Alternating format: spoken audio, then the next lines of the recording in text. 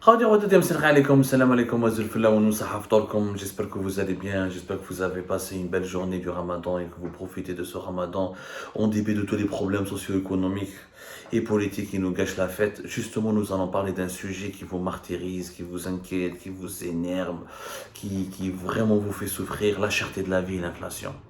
La cherté de la vie et l'inflation. Jamais nous n'avons connu une période aussi compliquée pour notre portefeuille, avec des augmentations de prix incessantes, avec une inflation galopante, avec des problèmes de pénurie. Et même si les pénuries n'ont pas été très fortes, très puissantes, très intenses pendant ce mois de Ramadan, les prix sont inaccessibles quand les produits sont disponibles. Le commun est mortel pour les familles nécessiteuses, pour les familles modestes. Il est très difficile d'acquérir des produits à des prix, au prix auquel ils sont affichés. Les viandes, les fruits, les légumes, chef d'un épisode de l'oignon et de la banane, n'en parlons pas des viandes qui sont devenues un luxe que seuls les riches peuvent se permettre. En Algérie, la cherté de la vie est visiblement et inévitablement le problème numéro un de toute la population. Alors justement, pour comprendre l'ampleur de la cherté de la vie, on va essayer de faire un comparatif, parce que effectivement, la cherté de la vie en Algérie n'est pas un problème purement algérien. Nous allons faire un comparatif avec le voisin marocain, le pays ennemi. Voilà, parce que moi, j'aime transgresser les règles, j'aime provoquer. Nous allons oser et comparer les deux situations dans les deux pays. Nous allons prendre des statistiques officielles, des chiffres officiels. Nous allons voir comment la cherté de la vie, comment l'inflation se porte dans les deux pays ennemis du Maghreb. Les deux pays qui sont séparés par un fossé de malentendus, de tensions, d'incompréhension. Les deux pays qui s'opposent dans d'interminables guerres diplomatiques, médiatiques et fratricides autour de leadership régional, les deux pays qui prétendent au statut de puissance régionale, les deux pays qui veulent dominer l'Afrique du Nord et le Maghreb. Et on va voir au bout de cette émission que les deux pays sont très fragiles et que les populations des deux pays souffrent énormément de l'inflation et de la cherté de la vie et que les deux pays n'arrivent pas du tout à contrôler, à freiner l'augmentation des prix, bien au contraire. Nous allons commencer par le Maroc et Jema'a. D'abord une précision. Au Maroc, en Algérie, nous avons les statistiques de l'Office national des statistiques. En Algérie, il y a une source officielle, l'ONS, l'Office national des statistiques, qui est un organisme gouvernemental qui relève du ministère des statistiques des statistiques, pas d'économie numérique, ministère de la numérisation et des statistiques, et qui relevait auparavant du ministère des Finances. Au Maroc, on a l'équivalent, ça s'appelle le Haut Commissariat au Plan. Le HCP, le Haut Commissariat au Plan, qui relève du ministère des Statistiques. Au Maroc, ils ont ce qu'on appelle le ministère des Statistiques. Le Haut Commissariat au Plan, c'est lui qui délivre, qui produit, qui est chargé de produire les statistiques, les analyses statistiques qui retracent l'évolution socio-économique et démographique du pays, du Maroc. Ça s'appelle le Haut Commissariat au Plan. Toutes les publications des statistiques officielles au Maroc passent par le Haut Commissariat au Plan, qui relève encore une fois du ministère de la planification au Maroc. Alors, nous allons commencer par le Maroc. Où en est-on avec l'inflation au Maroc? Au Maroc, les dernières statistiques du HCP, le Haut Commissariat au Plan, et au mois de février 2023, les derniers chiffres les plus actualisés, là, le taux d'inflation général a atteint 10,1%. Il y a le rythme de l'évolution des prix en général, tout produit de consommation confondu, a atteint 10,1% par rapport à février 2022. Nous sommes dans une sorte de moyenne mondiale, c'est très proche de la moyenne européenne, de certains pays européens, avec 10%. Nous sommes donc l'inflation est très forte, très puissante au Maroc. En Algérie, il n'y a pas de différence, pratiquement aucune différence, puisqu'en Algérie et Jema'a, le taux d'inflation, le taux global de l'inflation au mois de février 2023, et durant la même période, a été de 9,9% selon l'Office national des statistiques, l'ONS. Le dernier bulletin, le dernier indice des prix à la consommation de l'ONS nous apprend que le taux d'inflation générale en Algérie, au mois de février 2023 par rapport à février 2022, 9,9%. Le Maroc, 10%, 10,1%. L'Algérie, 9,9%. Nous sommes il y a une grande similitude, pour ne pas dire que l'Algérie, je pense que ce sera le titre de l'émission, les Algériens et les Marocains sont exactement tous ensemble dans le même bateau face à l'inflation et la cherté de la vie. Il y a le même rythme d'augmentation des prix. Sauf qu'à la différence, l'Algérie est un pays pétrolier, il est censé avoir profité profiter des revenus pétroliers et gaziers de l'année 2022, des revenus records avec avec des prix qui ont flirté avec la barre de 130 dollars le baril. Le Maroc n'a pas de pétrole et de gaz. Le Maroc est un pays endetté à hauteur de plus de 60 milliards de dollars, 64-65 milliards de dollars pour assurer son développement. Son économie elle est plus diversifiée, mais il n'a pas de pétrole et de gaz. L'Algérie a du pétrole et du gaz et malgré cela, n'a pas freiné le rythme d'évolution des prix, ni le rythme de l'inflation, c'est-à-dire l'augmentation du coût de la vie, la cherté de la vie. La vie donc est aussi chère au Maroc qu'en Algérie. En tout cas, la hausse des prix, la hausse des prix des produits de large consommation a le même rythme au Maroc qu'en Algérie. 9,9% en Algérie, 10,1% au Maroc. Maintenant, on va voir par catégorie de prix. Au Maroc, par exemple, on va prendre des produits alimentaires. Les produits alimentaires ont augmenté en février 2023 par rapport à février 2022. Et en l'espace d'une année, ils ont augmenté de plus de 20%. 20,1%. Les produits non alimentaires, 3,6%. Les produits, par exemple, de la santé ont augmenté à 8,3%, de 0,4% pour les produits de la pharmacie et de la santé, et 8,3% pour les produits pour le transport. Comme le Maroc ne produit pas de pétrole, il importe beaucoup les carburants, il est tout à fait normal qu'au Maroc, le prix du transport augmente de plus de 8%. Alors que la santé, ça reste quand même une performance 0,4%. Mais les produits alimentaires, la hausse des produits alimentaires a été de 20%. C'est pratiquement aussi la même chose qu'en Algérie. En Algérie, l'augmentation des prix alimentaires a été de plus de 15% en février 2022. 20% au Maroc, 15% en Algérie.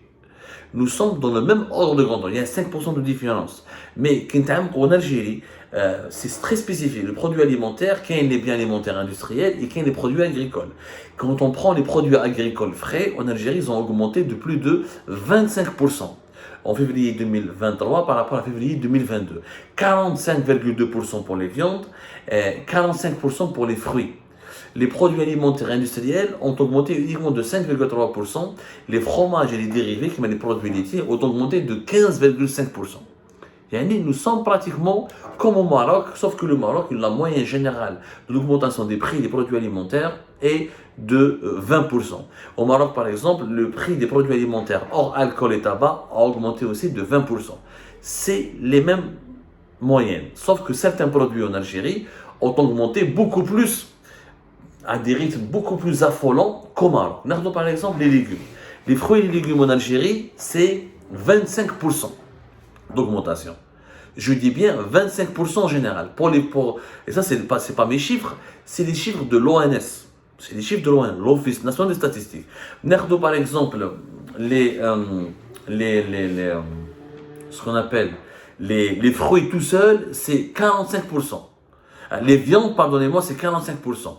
Les fruits, c'est 25%. Les produits agricoles en général, c'est 25%. Les fruits, c'est entre 25 et 40%. Les viandes, c'est entre 45 et 50%. Ça reste très cher.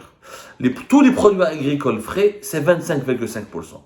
Au Maroc, c'est quand même beaucoup moins. Les augmentations des prix des viandes ont été uniquement de 4,3%.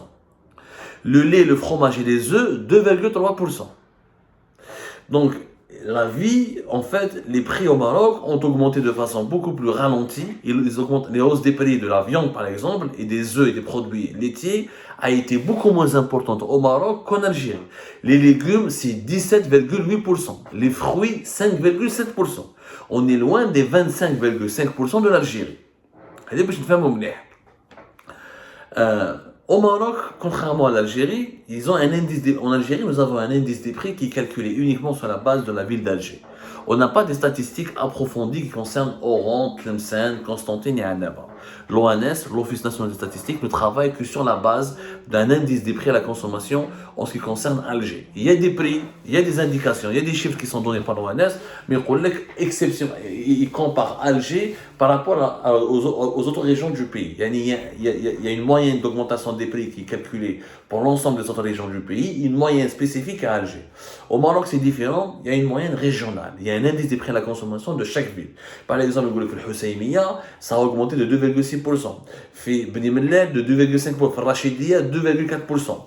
في Marrakech et Tanger 2%. Donc il y a des chiffres plus ou moins localisés. En Algérie, on ne peut pas comparer parce qu'on n'a que Alger et le reste du pays, donc on n'a pas les chiffres sérieux. Donc, Hadi, c'est une petite comparaison qui peut nous amener à faire une conclusion. C'est que l'Algérie, malgré son pétrole et son gaz, a subi une augmentation des prix incontrôlable. Et que malgré ses richesses, elle n'a pas su comment injecter de l'argent nécessaire pour booster sa production nationale ou là pour plafonner les prix, pour contrôler les prix, pour empêcher que les Algériens ne souffrent de ces augmentations de prix. Au Maroc, qui est un pays plus pauvre, parce qu'il n'a pas de pétrole, il n'a pas de gaz, les augmentations des prix sont pratiquement similaires à ceux de l'Algérie, mais dans certains produits clés pour la consommation, notamment les produits alimentaires, comme les viandes, les légumes et les fruits, au Maroc, les augmentations de prix ont été beaucoup moins importantes qu'en Algérie. Parce qu'en Algérie, nous sommes de 25 à 45%, au Maroc, nous sommes entre 4, 5 et 17-18%. C'est pas du tout le même ordre de... Les variations sont totalement différentes, sont beaucoup plus élevées en Algérie qu'au Maroc. Donc, la cherté de la vie est effectivement pas un problème purement algérien, puisque la cherté de la vie est aussi chère et l'inflation augmente au Maroc. Le taux d'inflation globale, 10% au Maroc, 9,9%. Sauf que l'Algérie, elle a les atouts, elle était censée avoir les atouts financiers nécessaires, notamment grâce aux revenus du pétrole et du gaz, pour opérer une politique qui aurait dû en tout cas, qui aurait pu freiner la cherté de la vie. On aurait pu. Et en plus, attention, au Maroc, on compare le Maroc avec l'Algérie, alors qu'au Maroc, les subventions sociales et les transferts sociaux au Maroc sont nettement moins élevés. La totalité des transferts sociaux en Algérie sont de plus de 38 milliards de dollars. Les subventions sociales directes et indirectes. Au Maroc, on est à 14-15 milliards de dollars, 15, yarabbi, 11, yarabbi, entre les chiffres les plus prometteurs, les plus optimistes des sources marocaines et les 14-15 milliards de dollars de subventions directes et indirectes. En fait, réellement, c'est entre 11 et 12 milliards de dollars de subventions directes, sociales, directes et indirectes, et ce qu'on appelle les transferts sociaux. Et l'État algérien dépense 3 fois plus d'argent, pour ne pas dire presque 4 fois plus d'argent, pour subventionner les produits de large consommation. Et pourtant, la vie en Algérie est aussi chère qu'au Maroc, puisque l'augmentation des prix a un rythme aussi élevé, si ce n'est pas encore plus élevé qu'au Maroc pour certaines catégories de produits, comme les viandes, comme les œufs, les produits laitiers, ou les fruits et légumes. Donc, c'est vrai que ce n'est pas un problème purement algérien, mais c'est un problème beaucoup plus grave en Algérie qu'ailleurs. Parce que l'Algérie, elle a beaucoup d'argent, donc elle est censée trouver des solutions plus facilement qu'un pays comme le Maroc. L'Algérie, en plus de son pétrole et de son gaz, elle dépense beaucoup pour les transferts sociaux, elle subventionne les produits de première base, de première nécessité, les produits de base sont subventionnés, beaucoup de services publics, comme la santé, l'éducation et les services publics, le transport, etc., sont subventionnés, et malgré cela, la vie, elle est chère. Et malgré ça, la vie est chère. Donc il y a un problème de mauvaise gestion. Il y a un problème de mauvaise gestion, il y a un problème de mauvaise attribution, de mauvaise répartition de ces budgets publics qui sont censés servir aux transferts sociaux, aux subventions sociales directes ou indirectes. Au Maroc, il y a une meilleure gestion, c'est que malgré qu'il n'y a pas de pétrole et de gaz, malgré le fait qu'il n'y a pas beaucoup de politique, il n'y a pas une importante politique sociale, malgré le fait qu'il n'y a pas beaucoup d'argent, beaucoup de budgets qui sont accordés aux subventions sociales directes et indirectes comme en Algérie, et le rythme de l'inflation est similaire et le même comme en Algérie, et certaines augmentations des prix au Maroc sont moins importantes qu'en Algérie, notamment en ce qui concerne les viandes, les produits laitiers, certains fruits et légumes. Donc qui remporte le match? Ni l'Algérie ni le Maroc, parce qu'ils sont tous les deux perdants.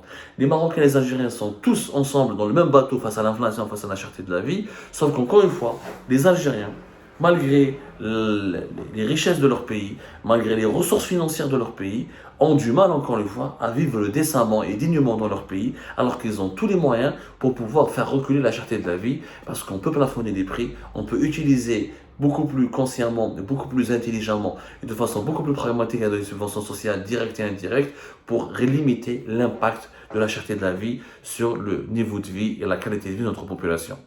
C'est malheureusement pas le cas, et c'est pour ça que nous sommes pratiquement dans la même catégorie, où là on est dans le même bateau que les Marocains et les Marocains qui eux malheureusement n'ont pas les mêmes subventions sociales, n'ont pas les mêmes ressources en devises, n'ont pas les mêmes sources, n'ont pas le pétrole, n'ont pas le gaz, n'ont pas la même politique sociale, n'ont pas les mêmes ressources budgétaires pour les subventions sociales directes et indirectes, mais qui arrivent quand même à s'en sortir aussi bien, ou là en tout cas ils s'en sortent pas plus mal par rapport aux Algériens.